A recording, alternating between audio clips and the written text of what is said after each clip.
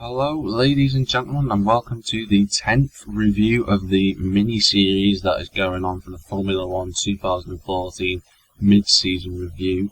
In this episode we're going to be looking at Red Bull, and this season they've arguably been the best of the rest, which is not like they have been for the last 4 years. They kept hold of reigning world champion, naturally, Sebastian Vettel for this year. And they brought in their Toro Rosso's last season's driver, Daniel Ricciardo. They've had a sort of tale of two halves, really, for this season. Daniel Ricciardo has blossomed into a really brilliant driver, and Vettel, although still a good driver, top driver in fact, has struggled with the new cars this season.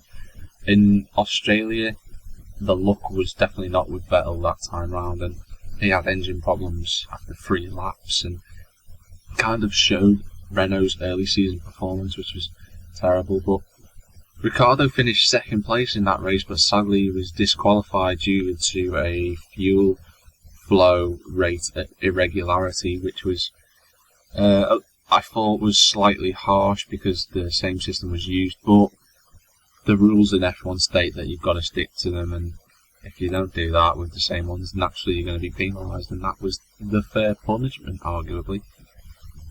Going into Malaysia, a return to form, almost, essentially, for Sebastian Vettel.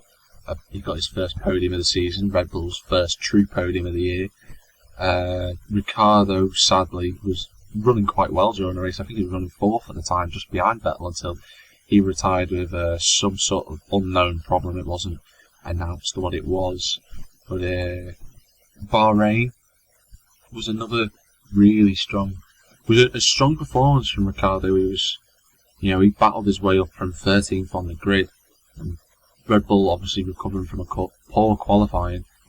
Vettel finished 6th, but really Ricciardo was the standout. He was battling his way through the field and almost caught Perez at the end. He was 0.4 of a second off his first ever podium, but sadly that would have to wait for him for the further races.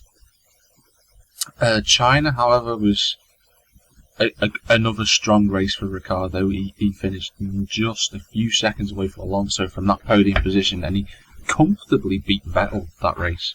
Even though Vettel finished 5th, he was more than 20 seconds behind Ricciardo, which shown that Ricciardo had settled into the team quite comfortably, quite quickly as well, which Vettel wasn't exactly used to before. Things changed, though, in Spain. Ricciardo finally got his first podium, his first ever podium. Admittedly, he was almost a minute behind the 2 Mercedes cars, but a brilliant performance from Ricciardo to hold on to, and an equally great performance from Vettel. I mean, he started in 15th place and was able to battle his way up through the field and finish 4th, which was a wonderful drive from a man who's going this season to prove himself that he was worthy of the 4 world titles he's won so far, and people have argued that maybe he was just at the front all the time and that's why he won them. Monaco was a continuation of form for Daniel Ricciardo, another podium, 2 in a row, is a sign of good things to come. Sadly, Vettel's bad luck had resumed, and a turbo problem after 5 laps put him out. And it was a strange race for Vettel because he'd been out-qualified quite comfortably by Ricciardo as well, and the whole weekend Ricciardo had looked completely stronger, and to compound this further, Daniel Ricciardo is the only other man, apart from the 2 Mercedes drivers, to win a Formula 1 race this season, and that was shown at Canada when a cracking drive brought him all the way through. He managed to take advantage of Mercedes' problems, and he took the lead with 3 laps to go, and he drove away from Rosberg and won a well-deserved victory, and Vettel was able to follow that up with a 3rd place. It was a good drive from him, but Ricciardo really stole the show that day, and he was able to continue that form later on into the season. A bit of a blip, though, for Red Bull at their home track, the Red Bull Ring in Austria, because of the Renault powered engines haven't got anywhere near as much power as the Mercedes, or the Ferrari for that matter, and the fact that Red Bull tend to gear towards downforce instead of top speed. They suffered badly that race, and Vettel retired after having problems after the first lap, and then he got going again, but they retired the car after more problems, and Ricciardo was only able to finish 8th. That was Red Bull's probably the worst result of the year, that for Red Bull.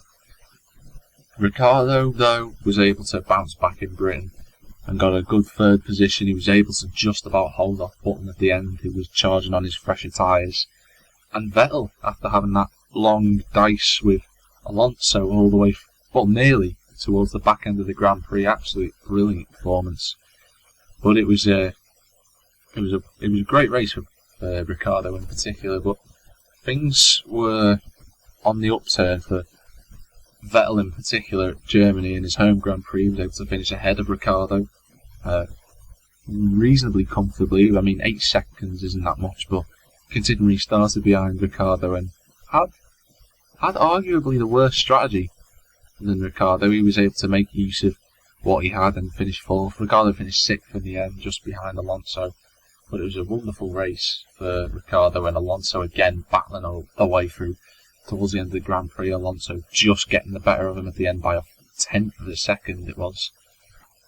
But Daniel Ricciardo now proving himself that he probably will go on to be a world champion in the future, winning his 2nd race in Hungary after a great drive, cracking performance all the way through the race. He didn't put a foot wrong, and it was a really smart drive from a driver who's he's still young, and he's got a long way to go in his career, so it's going to be interesting to watch him in the next few years. Vettel sadly couldn't make the most of what he had, and he finished in 7th after his best qualifying of the season after starting 2nd, which was a shame really for Red Bull. But it's interesting to note that this season Red Bull will probably get another victory, I think. Another victory. Bit of luck though will have to come their way. Ricciardo has proved time and time again that he is easily within this team. He's fitted in well. He hasn't had any problems. He hasn't had any major reliability problems apart from that one blip earlier in the season. Vettel, on the other hand, although he's had reliability problems and he struggled at the start of the season to get used to the cars, now he's started to, especially the last couple of races, he's really started to put the form back into play. And is he showing that he's the full-time world champion? Who knows? But as the season goes on, if he can get a race win, I'm sure that'll put the doubters away for a while. I think we can see another Red Bull victory this year, but it's going to have to come down to luck and some good strategy again. But keep an eye out for the both of them, because I think they'll be right up there once again.